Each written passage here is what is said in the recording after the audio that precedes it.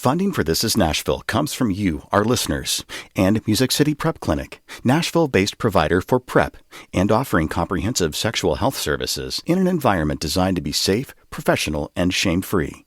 Learn more at musiccityprep.org. I'm Khalil Ekolona, and this is Nashville. Happy Pride, everyone. As the excitement for the weekend builds, folks all around town are checking out the long roster of events across town. One featured event is, of course, Nashville's Pride Parade. And what's a parade without a marching band, right?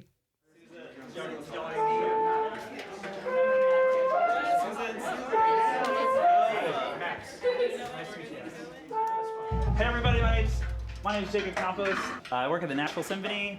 I also was a band director for 12 years in Franklin, Tennessee. And I'm just so excited for y'all to be here today as part of the Nashville and Harmony Pride Band. Whoop whoop, it's okay to be excited.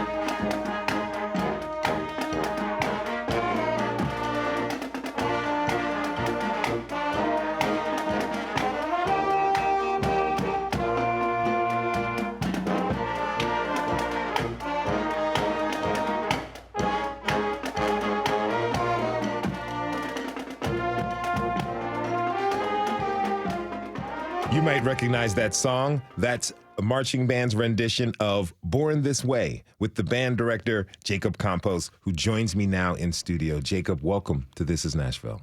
Thank you for having me. Really appreciate you being here. This really, truly sounds like a lot of fun. And, I understand it isn't the first rendition of the band, but after the pandemic, you guys are back. And in partnership with Nashville and Harmony, tell me, what was it like to get the band back together? Honestly, it's been a really rewarding experience. When Wesley King, as part of Nashville and Harmony, came to me and said, hey, I know you guys existed before the pandemic. We have a whole established group of people at Nashville and Harmony. They've been around about 30 years as a nonprofit. And he said, we're not exclusively choir. We can take on the band. I got really excited about that. So seeing new faces, seeing some old faces, and seeing people get really excited about it. We're larger than we were prior to the pandemic. So that's a really good sign for the future. And I just can't wait to see us tomorrow in the parade. How have band members reacted to getting back into the swing of things? I can tell these are the people that were their go-getter band directors' favorites in high school. Okay. So everybody's been really pumped. Everybody's come really prepared with the music. But some people haven't played their instrument in quite a while. So some of them were I was excited to have to practice every day again. How many people? You said the band is larger this year. Mm-hmm. How many folks are in the band? We're about 45 in the winds and percussion and about 10 in the color guard. Okay. What are your plans for next year's band? So next year, I'd love to be over 100. I totally think we can do it. Now that we have a group of people, we can start committees and start getting the word out more and, just really work on building that traction throughout the year. And now you were the director of high school marching bands in Franklin, and you won numerous state titles and awards. So you're used to having excellent players. You mentioned some people, it took them a while. They haven't played for a minute. They're getting back to the swing of things with the practicing and playing.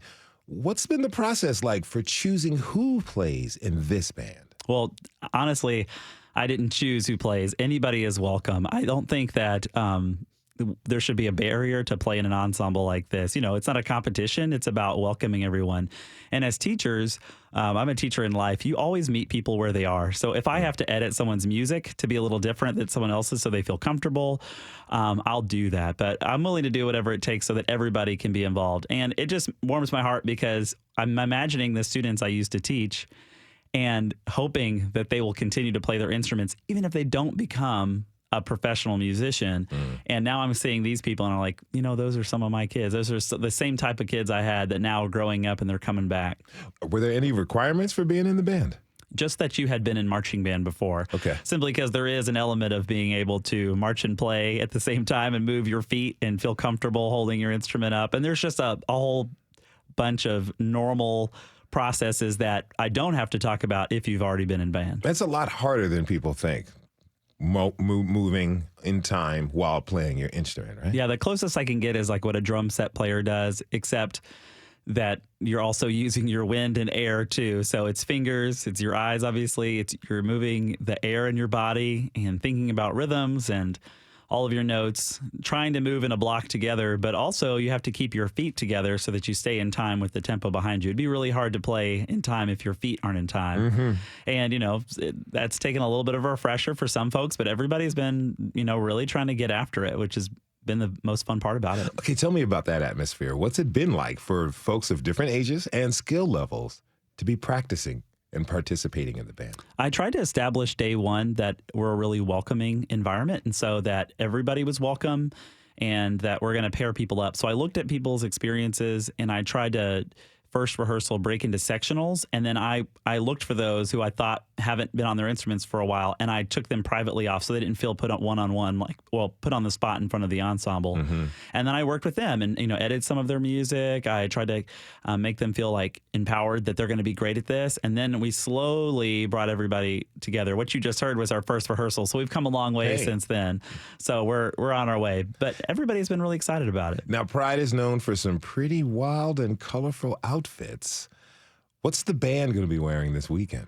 I created a T-shirt that is, honestly, it's just a black T-shirt, but it has on the front the bars you've seen in a traditional marching band that kind of go horizontal down the chest. We have those in an ombre of the rainbow with, they're these little loops on the ends, and they have a button in the middle. And so it'll look marching band-esque, and then it'll have the Nashville and Harmony logo on the back. So T-shirts this year. And, in the future, if we get really a lot bigger, we could have maybe a sponsorship and get more official uniforms, possibly. I'm trying to imagine what the Pride drum majors would be wearing.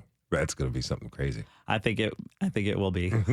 No, so what songs will you all be playing this weekend? Well, as you heard, we'll be playing Born This Way. I wanted to pick an eclectic group of songs so that everybody from different age groups would enjoy them. So then we're also playing Dancing Queen by ABBA, and then we're also going to play This Is Me from The Greatest Showman. And that's the one that I particularly have been the most excited about because it already has a snare line as the rhythmic through line for the entire tune, and it just kind of speaks to what Pride is about. This is me, I'm being myself on display wherever I go. How'd you go about the process of choosing which songs to play?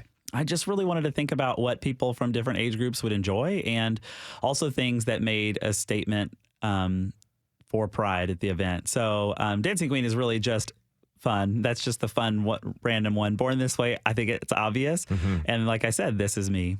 Well, I'm thinking like Donna Summer for next year. That would be really cool if we could do that. A little tricky, a little bit more difficult. We'll start rehearsals in January. Okay, you're going to do this. Now tell me, what does this mean to you to be leading the group back this year? It means a lot to me because I am a super band nerd, obviously, as a band director. And I really am impassioned about people being able to play their instruments beyond their time in high school. When I was in college, I played for my grandmother when she had dementia, and it was one of the only times she remembered who I was when I played my clarinet for her. She suddenly would wake up. And I know how powerful music is. For me, marching band is an American tradition, and it goes way back, all the way to the Revolutionary War times. And a lot of times, for some reason, people can assume that having pride in the LGBTQI plus community is separate from being patriotic or a part of American tradition. But the truth is, we've always been here, number one. And that also, it's good for people to see a band that's traditionally an American thing playing music that they enjoy, going down the street in a parade, like any parade would have, a marching band. So for me, that's really important. That's what drives me, for people to see traditionally American things, and people that they may think are non-traditional really are. They're really doing, it's been here the whole time. Jacob Campos is the director of Nashville in Harmony and the Nashville Pride Band. Jacob, thanks for being here and have fun this weekend. I can't wait. Thank you so much. We have to take a short break. When we come back, we'll explore some of the queer musical traditions in our city, from bluegrass to club music. Are you headed to Pride this weekend? What are you looking forward to? Tell us about it and tweet us at This Is Nashville. We'll be right back.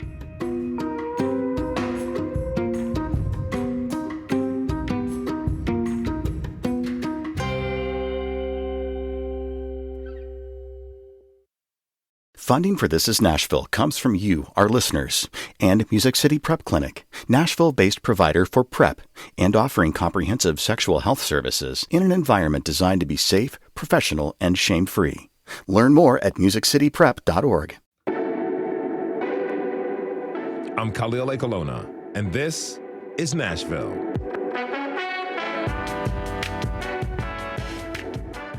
For as long as there's been music, there have been queer musicians. Whether or not listeners knew that some of their favorite talents were queer is another question, but the influence across genres is undeniable. And in honor of Pride Weekend, we are exploring the impact of queer musicians and performers here in Nashville. And my next guest has been working to bring light to the overlooked history of queerness in bluegrass and old-time music. Justin Hiltner is a bluegrass singer, songwriter, and banjo player and sits on the board of Bluegrass Pride. He joins me now from San Francisco. Justin, welcome to This Is Nashville.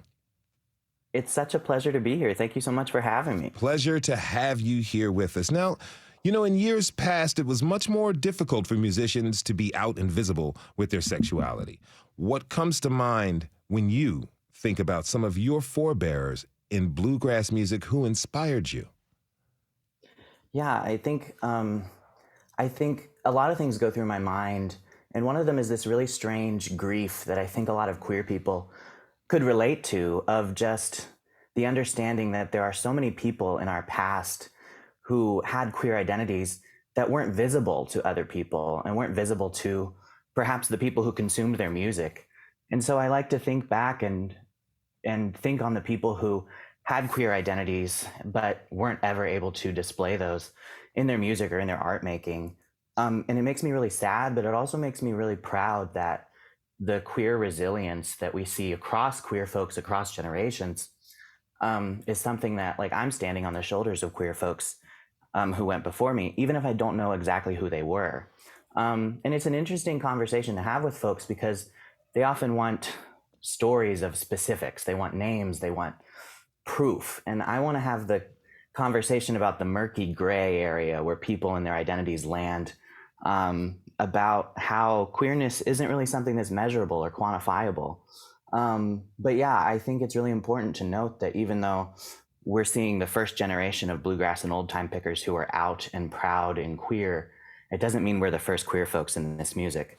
It just means that we're the first ones who are visible. Mm-hmm. Now, you released your first solo album of your own songs last year. Let's listen to the title track, 1992. That was a good year. Maybe you were one or two floors down, or maybe you were one or two floors up. But on my floor, quietly, it whispers about naming me,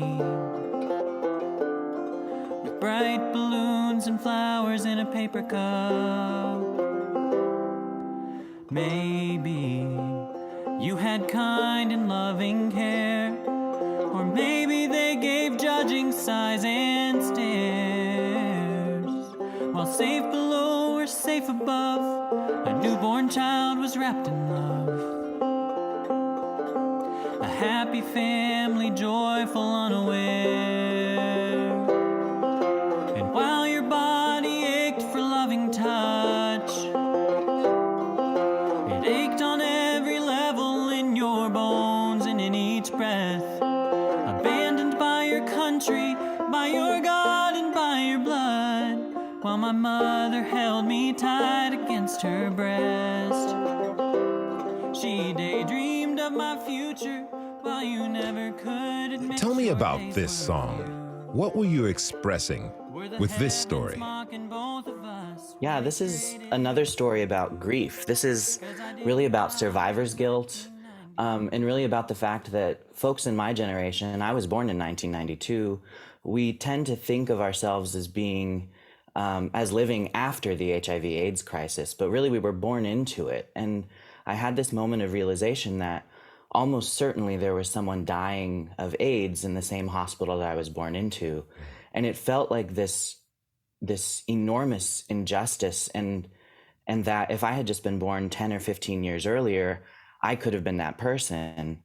And I think that it was especially important for me to have this conversation in a bluegrass space and talk about these things in a bluegrass space where we have historical figures in our music who perhaps died of HIV/AIDS, but their friends and family and the people who made music with them don't know that that's true of them.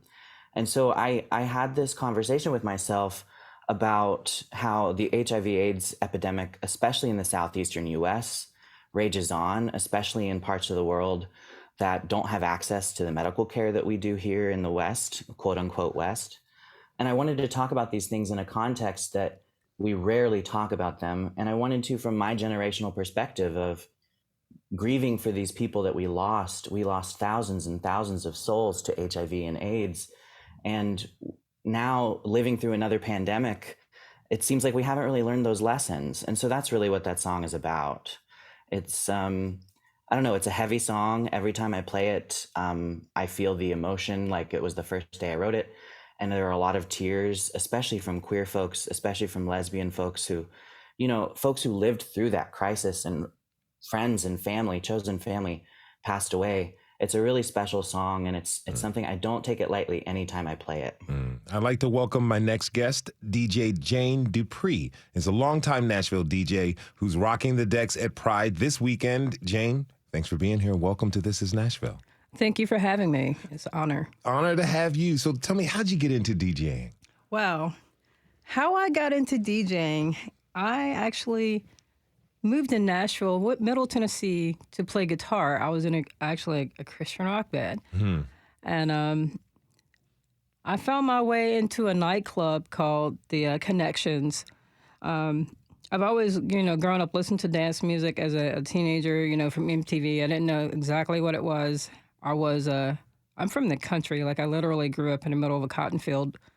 But my experience at that club, when I heard the music loud, I was just mesmerized. I was, like, oh my God, I have to do this. What is this? And I began to dig and search for the music. That was the summer after my first year at college. My first boyfriend or male friend, associate, was a DJ, and he was on the label. And, at that time, I was not interested. I was like, oh, you're a DJ for the rapper, whatever. But when school started back the following semester, I asked him to show me how to work it. And he showed me, what to do. And I started taking a bowling class that semester as well. And I met a classmate by the name of Shane Martin. Some people know him as Pimp Daddy Supreme. And he hosted a morning radio show on 88.3 WMTS Murfreesboro. And he, introduced me to the radio station. And so that following semester, I applied to intern to get a show. How you got a radio show with them is you had to intern for a semester, and then you would get approved to have a show the following semester. Well, I got my radio show pretty much immediately after I completed my 3 weeks of internship. And so I started mixing live on air. They had a pair of Technic 1200s and a Radio Shack mixer. It didn't even have it had the phono line switch. Yeah. So it was like one of those 2-channel mixers. And I started mixing live on air, and I started hanging out with people that I saw from the club, other DJs and other parties. And I would invite them to the show to come spin, but also to learn from them. And so that's how I got into DJing. Okay, so Pimp Daddy Supreme put you on. I just wanted to say that name again because that's something you don't hear often on public radio. But, you're cutting your chops on the radio while you're attending MTSU. What's that experience like that helped you build your skills? I mean, you're live, but you're learning at the same time. I will tell you the honest truth. You know the 3-second delay? Yes. That was my friend. Okay. So if it got too bad, I was just like, I'd cut it out. And, but, it was really fun because sometimes they would have the baseball game. And if there was a rain delay, then they would just switch it over to automation. And I would go up to the station. I'd go check out the keys. And I'd go bring my records. I used to keep records in the car, bring my 2 or 3 crates up there. And I would mix for hours. And I remember having a friend, Ben Bray, and we had a 6-7 hour show. We just keep going on. Wow. Sometimes I'd go at 2 or 3 o'clock in the morning and mix, as well as other people that were involved with the station. But, I feel very fortunate to be able to have access to the tools, even though I didn't actually have them, and have people that were willing to talk to me. They didn't know me. I was just some random person that they met at a party that was just probably getting on their nerves about asking about records and wanting to play. Hey, but they hooked you up. They did. And you got the knowledge. Talk to me about the queer influence on club music. Well, the queer influence on club music is where it comes from. The gay bars where hard black disco originated from to become house music. The disco bars, that had multiple, genres of people, black, white, queer, straight, those were, huge influences on opening the pathway for people to be who we are and to be where we are. I do believe that, the queer music and the queer influence opens the door for political gain and acceptance. So I feel that's very important for the community. The music aspect of it, I don't feel that we would be where we are musically without the queer influence, without the freedom. That's what I get from it. Not to say that other music genres don't have freedom, but I feel like there's a different type of freedom that is had when you're in that space, because everyone that was there, I'm speaking, before current time, because people went to the queer bars as a safe haven. They may have came from a small town or wherever they are. They didn't necessarily feel comfortable being their true selves, in their every, daytime life, but they would come to these places to be free around other people that identified similar to them, even if the identification wasn't directly the same, but they had, a common ground to be themselves and to put that energy into a creative outlet, that just is something magical about that. And you can expect magic to come from that. Now, you recently collaborated with D. Stephen Jackson on a track called Sunshine. Let's listen to a little bit of that. So tonight, bring me your sunshine.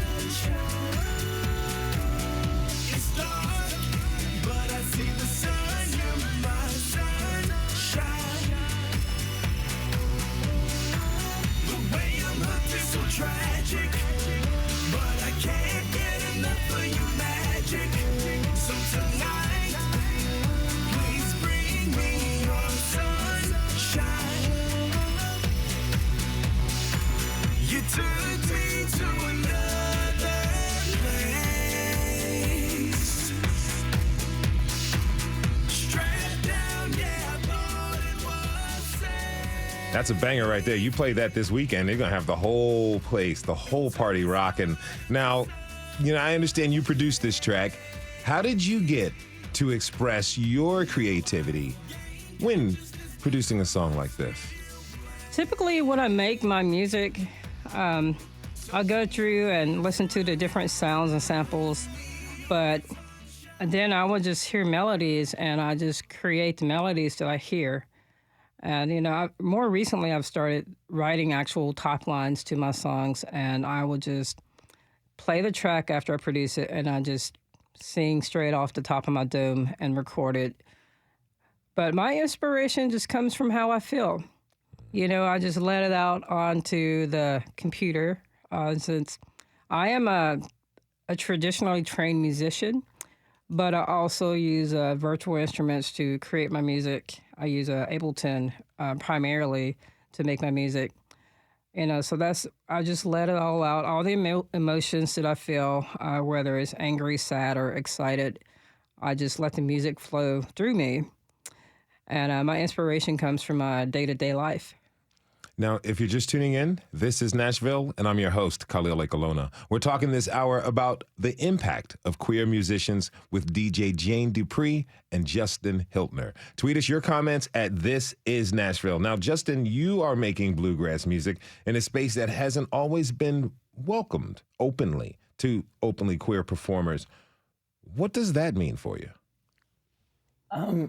It's interesting how it manifests itself, because some days it feels like, oh, I've been routinely excluded from this community, or I don't have the same pathways to success as others, or some days it feels very overt, but most days it feels very, very abstract. Like, is the reason why I haven't reached this marker in my career, or haven't done this, or haven't done that, like, is it because of my identity? Is it because I'm queer? Is it because they can tell when I speak that I'm gay? Like, it's this kind of insidious doubting of yourself that kind of creeps in when you realize, first subconsciously, before you ever perceive it consciously, that, oh, I might not be welcome here.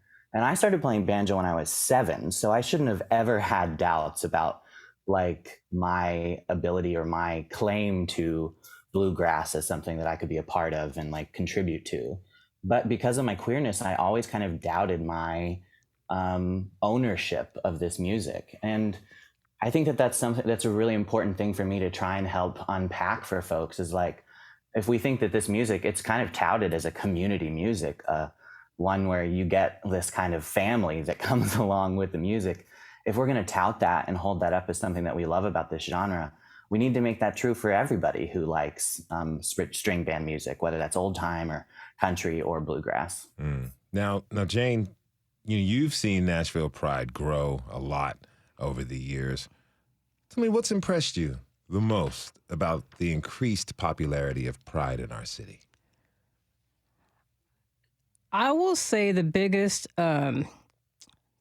what has impressed me the most is that it has been that the parade is on Broadway, the parade was at Public Square, and that we have that the festival's presence has been smack dead in the middle of the city on Front Street of Nashville, Tennessee. My first experience with Nashville Pride was at Centennial Park back in maybe 2006 or 2007. That was my first time that I performed with the festival. And as a vendor, I believe I paid like a really small fee, and it was, 6-foot tables sitting around a park of maybe 2,000 people. And today, I can honestly say there will probably be close to maybe 40,000 people this weekend, between 25 and 40,000 people. That's a massive growth. That's impressive. That's impressive being in Nashville, Tennessee, in the Bible Belt in the South, in a conservative state where people don't want your views or you as a person and who you are to be seen.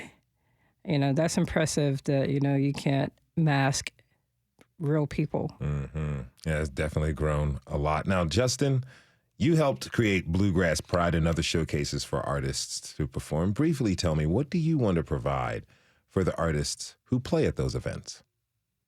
Yeah, I think my number one goal in creating community and holding space in bluegrass is to just give people permission to just be themselves. It's a music that is really accessible, but it can feel really exclusive. And so I want to reinforce people's love of roots music, of bluegrass and old time music through positivity instead of shame, instead of being like, oh, well, you like Mumford and Sons, but that's not real bluegrass. Like, this is real bluegrass over here.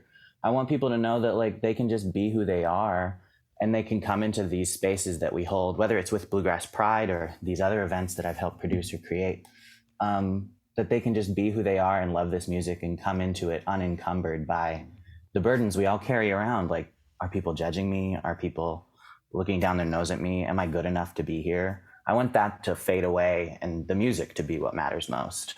Justin Hiltner is a bluegrass banjo player and creator of Bluegrass Pride. He was joined by DJ Jane Dupree, local DJ and producer, who will be playing at the Equality Main Stage at Pride this weekend.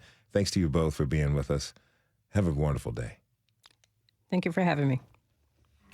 We have to take a short break. When we come back, we'll learn about a record label that is giving queer artists from multiple genres a chance to shine.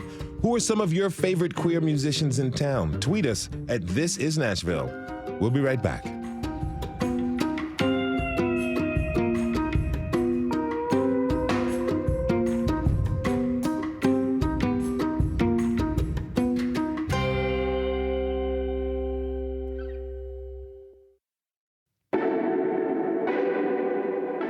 I'm Khalil Colonna, and this is Nashville. For any musician and performer, having the backing of a record label can make all the difference for their careers. Record labels offer support and resources that many musicians have challenges acquiring. This has been especially true for queer and trans artists. But a new indie imprint, Kill Rock Stars Nashville, or KRS, is changing that and giving queer and trans musicians an opportunity to make a name for themselves in the roots music scene. My next guest is the founder of KRS, Slim Moon. Welcome to This Is Nashville. Howdy. Howdy yourself. It's good to have you here with us on a Friday. So, what was Kill Rock Stars like in its early days? What kind of music were you releasing? So we started in 91, 32 years ago, and we were releasing really punk rock, mostly punk rock records. What was the vibe? Loud, angry, layered, a little bit brainy for, like, it was smart punk rock, but and then a lot of there was a social political movement called Riot Girl, and we did document and put out records by many of the bands involved in that movement in the early 90s. Who were some of the legendary bands with that? Bratmobile, Bikini Kill, Heavens to Betsy, Okay. Excuse 17, Slater Kinney. Okay. Now, you are now working with roots and Americana artists. That's a far cry from the DIY indie scene that you just described. Where did your interest from Americana come from? Well, honestly, my interest in Americana preceded my interest in punk rock because I grew up in Montana and really grew up listening to country radio. So it started with the country radio of the 70s, and my dad listened to a lot of Bob Dylan and a lot of Nitty Gritty Dirt Band and other country rock and rock country of the 70s. So I've always liked smart singer-songwriters with a rootsy edge, but my understanding of that world, has evolved over time. So tell me this, as you started to fill out the roster for KRS Nashville, what were some of the traits that you were looking for in the people you signed? Did you want them to have a little bit of that rebelliousness from the 91 era? Yeah, that's very insightful of you to notice. Definitely. I mean, being a queer artist, there's always some rebelliousness, I think. But also, I really am attracted to really smart. I think roots music needs to be really smart lyricists. So, smart, sassy, cynical, rebellious, revolutionary lyricists for sure. Why do you want them to be so smart? Well, I just think that's what makes that music great. I mean, no, I'm sorry. There's this great juxtaposition that began being documented in the 60s, but was there before, of traditional music that comes from community and history being mixed with the individualism, like the American individualism of each individual writer's unique worldview. And so when you combine those traditional root sounds with the unique worldview of the individual artist who's writing, this magic can happen. Mm-hmm. Now, my next guests are two artists who are a part of the KRS Nashville roster, singer-songwriters Sydney Bullins and Mia Byrne. Thank you both for being here. Welcome to the show. Thanks for having us. So I'd like for both of you to really quick talk to me about this. What does it feel like to be signed with KRS? Sydney? Awesome. Really awesome. As a transgender musician now, and of course I had a career for 40 years as Cindy Bullins, as was nominated for Grammys in the 70s and went on up through till I transitioned in 2011. I had a career as a woman, and then I hid away and created an album of songs as Sydney. And so to have KRS as come to me and say, "Hey, listen." To be thought of as a smart person is really nice. And but trans musicians and Mia can speak to this as well. It's not like people are knocking down our doors. So to have a vehicle, and of course KRS is more than a vehicle. It's in my view, it's more of a cultural avenue. Community.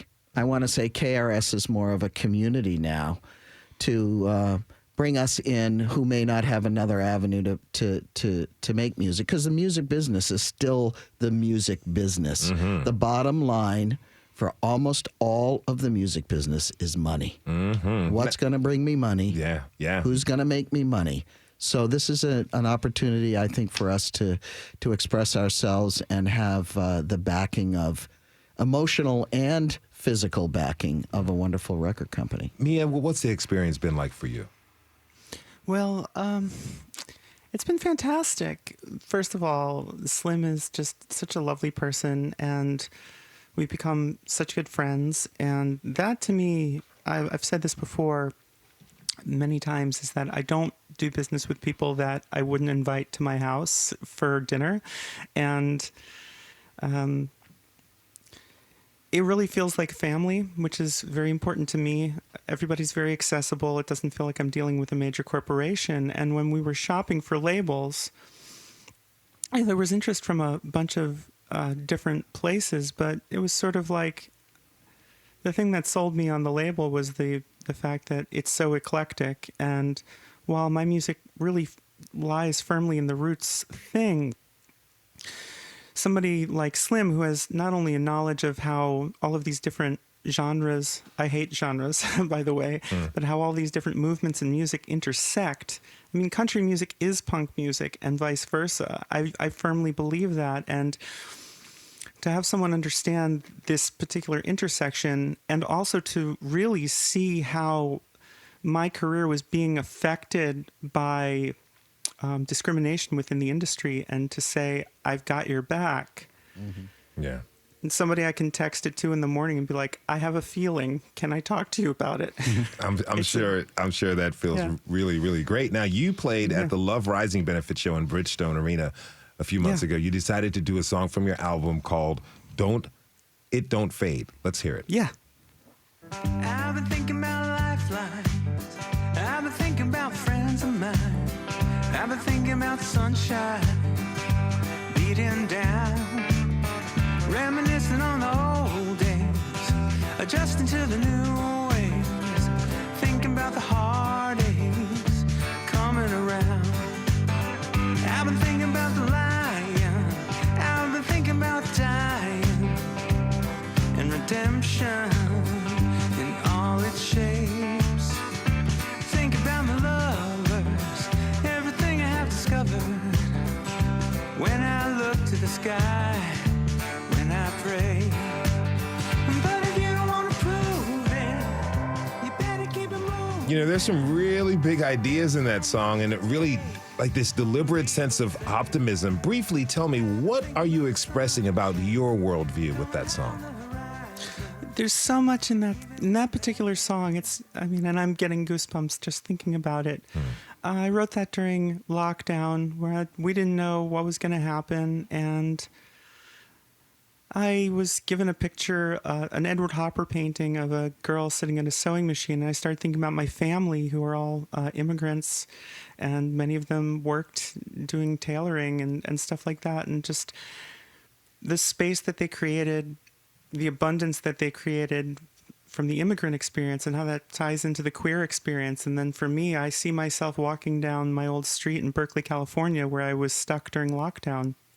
And also this expression of like, okay, I had just had a conversation with Aaron Lee Taston, who produced the record, about how this sort of grand sense of acceptance, where we didn't know if we were going to have careers. We didn't know that we could still go back on the road. And Aaron had said to me, you know, if in fact we never get to go on the road again, well, at least we had this time.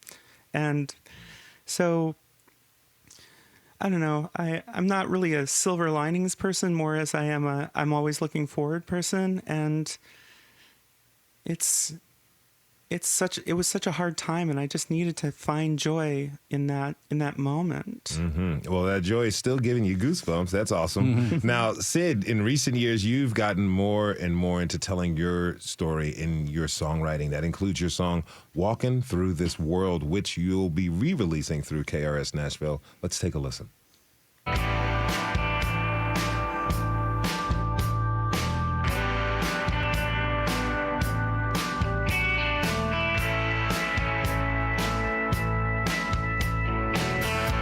Some may walk on the wild side. Of course, you can walk like a man. I'm walking through this world as exactly who I am. You can't see me now, and you couldn't see me then. But I'll keep walking through this world as exactly who I am. Briefly tell me, what's your message in that song? What's that? What's the message? Like, what are you saying in that song? Yeah. Well, first of all, the line, you can't see me now and you couldn't see me then, I think is, people sometimes ask me, well, what does that mean? Well, it means as a trans person, you couldn't tell when I was Cindy what I was feeling inside, that I felt like a man in a woman's body. And now people just think I'm an old white guy, you know, and they can't see all my history and all of who I am and all of who I was as Cindy. I'm a mother still. I'm, you know, a grandmother, you know, I have grandkids. And so that's kind of that. But it is, I can't help it, I guess, you know, that, and I think a lot of us feel this way, and I can't help being who I am. And so if I'm going to be on this earth and remain on this earth, I want to be all of who I am, and I'm going to be walking out there and, you know, and showing what I've got. But so it's kind of that I'm invisible on one hand, and on the other hand, you better see me coming. That's right. Thank you. There you go. Now, real quick, we only have just a minute left. Slim, you know, you're taking this equitable approach with KRS Nashville that a lot of record labels sometimes don't. Really quick, we have a minute left. Why is it important to treat your artists fairly? Oh, because that just seems like the right thing to do. I mean, that's what we started for the whole 32 years of the history. Treating artists fairly has always been a priority. I mean, it's what even gives us our business advantage, because it's how we attract artists who are smart enough to not go somewhere where they're going to be treated badly. But it's also just the right way to live. And then, you know, we do become a community, and I can't possibly have these people be friends and family and be ripping them off at the same time. I hear that. That's the way to go. I want to thank all of my guests, Mia Byrne, Sydney Bullins. There are two artists who are on the Kill Rockstars Nashville. Slim Moon is the label's founder. Thank you all for being here today. And it's Friday, so you know what that means. Time for me to hop out the studio and hop into the car with a fellow Middle Tennessean. We're going to highlight a fantastic musician. Her name is Alex Barnes, a former Division I softball player who moved here 5 years ago to be a singer-songwriter. She's as easygoing as they come and full of talent. And how do I know this? That's because she's my neighbor. So we got off my porch and hopped in the car. Buckle up. So let's talk about your music a little bit. Like, what are your songs about? A lot about love. My first single's coming out on August 1st, so I'm really excited about that. Congrats. Thank you. And it's a traditional country tune about fighting with your lover. What is it about love? Maybe it's because it's like something that's hard to put words to. Each relationship is different. And I think also, like, being a queer artist, there is something to that experience that isn't represented in a lot of music. And so, like, that perspective is important, and sharing that is important. Yeah. I've just always been a person that's kind of been obsessed with the microscopic in life. Like, I always liked just, like, doing things methodically and slowly and kind of picking through all of the little parts. What time of day do you really like to get down where you really feel like the creative juices are truly, truly flowing? Between like 8 and 2 a.m., I think I've noticed. Yeah. Something that like really grabs me, all like be getting ready for bed and then like sit down and play the guitar, and then I heard like you look up and it's like 1:30. Hey, I heard you the other night. It was like 12:30. I had gone to bed. And you got to it, and I loved it because you're amazing. I had no complaints. I was like, she's getting to it. That's awesome. And look, I've seen you perform several times. Granted, I'm not very well versed in country music singer-songwriters, and I haven't been to a lot of performances. I have never seen people swoon over someone the way they swoon over you. Women and men alike are like, damn. Oh gosh, thank you. Yeah, I mean, it's just something about it. What's the song? You know my favorite song. What's it? Due for a Heartbreak. Due for a Heartbreak anyway. We've been hanging out, not making much out of making out. Been messing around and getting drunk. Well, it's nothing but a little fun, and I tell myself, keep it casual, don't stay the night. A couple of times I wake up to the light. Shines into your room. Now I've been doing things I don't usually do. Me and love ain't got along. I've been cheated for so long. It's been a minute since I've been swept up in it, but then you come and take my hand, make me wanna take a chance. Hey, I'm due for a heartbreak anyway. Talk to me about that song and how it came to be. I wrote that with my friend Allie Dunn and my other friend TJ Simpson, both of whom are fabulous songwriters. Yeah, I was falling in love with someone. And just really recognizing how exciting that is, but also like how terrifying that is. Have you found any challenges to being a queer singer-songwriter here in town?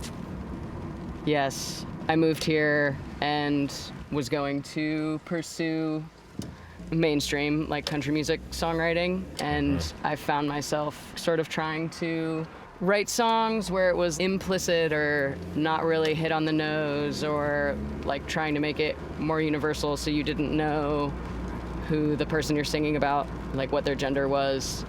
I think also in the spaces that you're like playing too, right? Like if you're playing a songwriter round on like Demumbrian, for instance, like either like Tin Roof or Doghouse or one of those places, not only is it very straight, it is very male, but starting to notice some changes in that. I think there are like queer-friendly spaces in Nashville to go play your music. Events like Rainbow on Tuesday nights at the Lipstick Lounge, which is a queer songwriter night. My friend Sarah Gashon also runs this event called Queer Fest. Getting in spaces like that has been really wonderful. Also just like seeing the community that like has come up around it, and like I've become a fan of a lot of queer artists in town because I've been going to those events and seeing other performers and songwriters, and it's really wonderful.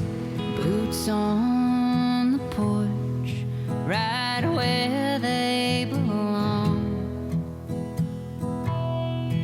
Been walking on eggshells ever since we got home. You've held your tongue, I've laid down my pride. 'Cause we're both just waiting for daggers to fly. Riding Shotgun is supported by Zander Insurance. Thank you for tuning in this hour. This is Nashville is a production of WPLN News and Nashville Public Radio. Today's episode was produced by Magnolia, McKay, and Julie Hight. Our senior producer is Steve Harouche. Our digital lead is Anna Gallegos-Cannon. Michaela Elias is our technical director. Our executive producer is Andrea Tuttle. The masterminds behind our theme music are LaRange and Namir Blade. Listen back at thisisnashville.org or wherever you get your podcasts. The conversation doesn't end here. Tweet us at This Is Nashville, find us on Instagram, and tell us what you want from our show by filling out our quick survey online. This is Nashville. I'm Khalil Ekalona. We'll see you Monday, everybody, and be good to each other.